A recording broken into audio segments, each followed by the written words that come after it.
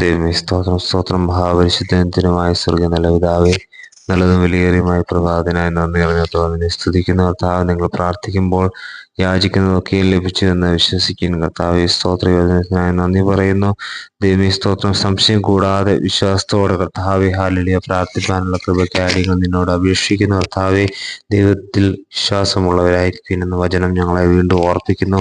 ആരെങ്കിലും തൻ്റെ ഹൃദയത്തിൽ സംശയിക്കാതെ താൻ പറയുന്നത് സംഭവിക്കും എന്ന് വിശ്വസിച്ചുകൊണ്ട് ഈ മലയോട് നീ നീങ്ങി കടലിൽ ചാടിപ്പോകുക എന്ന് പറഞ്ഞാൽ അവൻ പറഞ്ഞതുപോലെ സംഭവിക്കും എന്ന വചനം ഞങ്ങളെ ഓർപ്പിക്കുന്ന കർത്താവെ. കടുകുമണിയോളം വിശ്വാസം കർത്താവെ, ഹല്ലേലൂയ, ഞങ്ങൾക്ക് വേണമെന്ന് വചനം ഞങ്ങളെ ഓർപ്പിക്കുന്നുള്ള കർത്താവെ. സ്തോത്രം.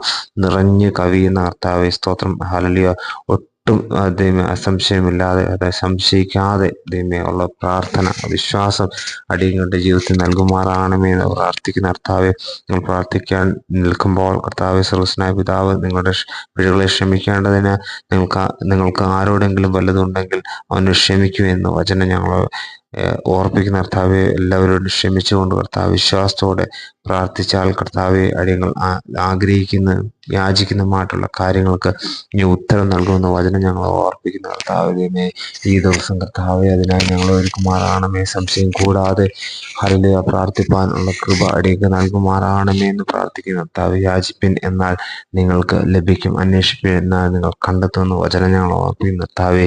നീ തന്നിരിക്കുന്ന വചനത്തിനായി നന്ദി പറയുന്നു. മഹത്വം കൊടുക്കണം. സർവ്വേശ്വരൻ തന്നെ. ആമേൻ, ആമേൻ, ആമേൻ.